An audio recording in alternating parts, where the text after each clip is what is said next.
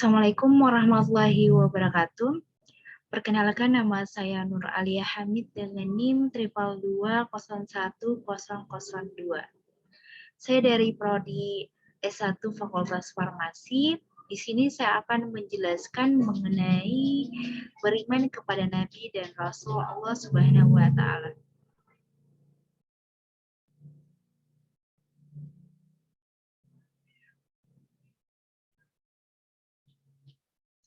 Kita percaya dan yakin bahwasanya Allah telah mengutus para rasul untuk menyampaikan wahyu kepada umat agar menyembah dan beriman kepada Allah Subhanahu wa Ta'ala dan meninggalkan larangan-larangannya. Firman Allah Subhanahu wa Ta'ala mengatakan, "Sungguh telah kami utus rasul kepada setiap umat agar mereka beribadah kepada Allah Subhanahu wa Ta'ala dan menjauhkan diri dari takut yang disebut dari syaitan atau kejahatan." Dalam surah Al-Nahl ayat 39. Adapun makna Nabi dan Rasul itu dari segi bahasa, Nabi yang artinya pemberi kabar, sedangkan Rasul yang artinya utusan. Dari segi istilah, Nabi dan Rasul merupakan seorang insan yang diutus oleh Allah Subhanahu wa Ta'ala untuk menyampaikan hukum dan syariat. Ahli sunnah Rasul mengatakan, semua Rasul adalah Nabi dan tidak semua Nabi adalah Rasul.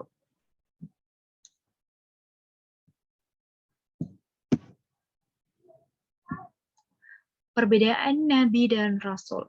Setiap Nabi diturunkan pada setiap kaum yang tersendiri dan mengikuti syariat yang dahulu, sedangkan Rasul diberikan syariat sesuai dengan keadaan kaumnya, dan sebagian diberikan kitab.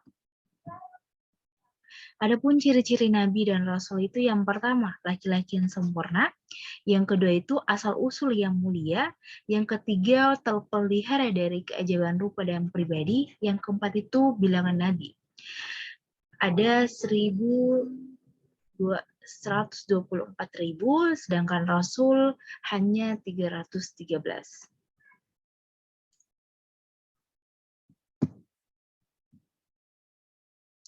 Bukti nama-nama Nabi dan Rasul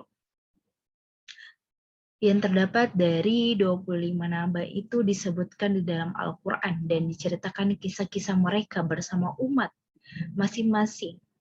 Firman Allah Subhanahu wa Ta'ala mengatakan, "Dan sesungguhnya telah kami utus beberapa orang utusan sebelum kamu, sebagian telah kami kisahkan kepadamu dan sebagian tidak kami kisahkan kepadamu." Dalam surah Al-Mu'minin ayat 78.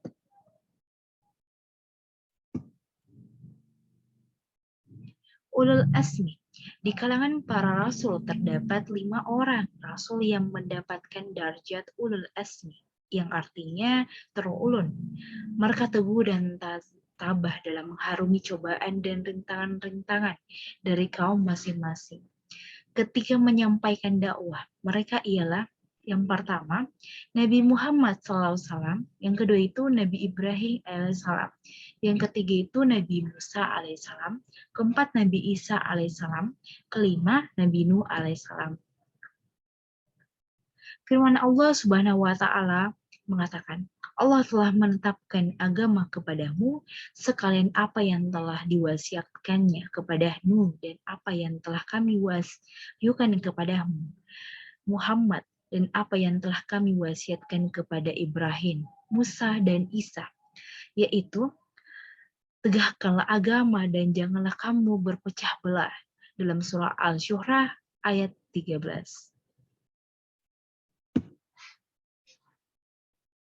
Sifat wajib para nabi dan rasul. Yang pertama itu as-sidiq, yang artinya bercakap benar. Yang kedua itu al-fatonah, artinya bijak, tajam akal dan pandai. Ketiga itu al-tablik, yang artinya menyampaikan wahyu. Keempat itu al-amanah, al-ismah, yang artinya terpelihara dari melakukan dosa kecil maupun dosa besar. Sifat mustahil para nabi dan rasul. Yang pertama itu al-kazab, yang artinya pembohong. Yang kedua itu al-kitman, yang artinya menyimpang atau tidak menyebarkan wahyu. Yang ketiga itu al-khianah, yang artinya pengkhianat atau melakukan dosa. Yang keempat itu al-baladah, yang artinya tidak tajam akal dan tidak bijak. Sifat harus para nabi dan rasul. Sifat-sifat kemanusiaan seperti makan, minum, tidur, dan sebagainya. Diharuskan mereka sakit, tetapi tidak memudaratkan. Dan diharuskan terjadinya lupa atau lekat pada perkara-perkara yang tidak berkaitan dengan Allah Subhanahu wa Ta'ala. Dan tidak diharuskan untuk mereka bermimpi yang berasal dari maning syaitan. Sunnah Rasul sebagai contoh teladan yang meliputi percakapan, perbuatan, dan kepribadian seharusnya diikuti oleh umat jika ingin kebahagiaan hakiki menurut Islam.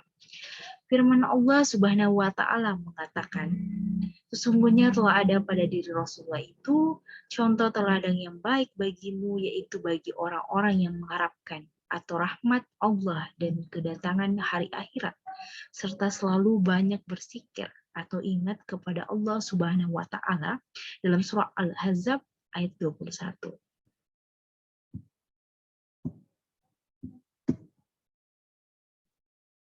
Adapun contoh-contoh sunnah para rasul, yang pertama itu segera bertaubat dan menyesal jika membuat kesalahan.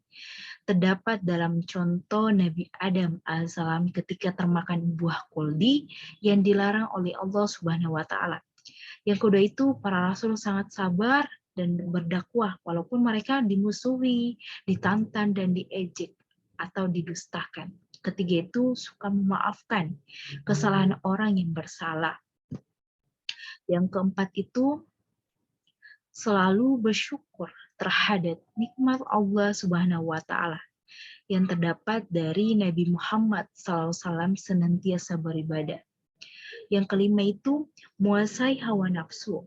Contohnya itu terdapat dari Nabi Yusuf tidak menuruti hawa nafsunya terhadap apa-apa yang menggiurkan walaupun tidak ada orang lain yang mengetahui. Karena itu berakhlak mulia terhadap siapa saja.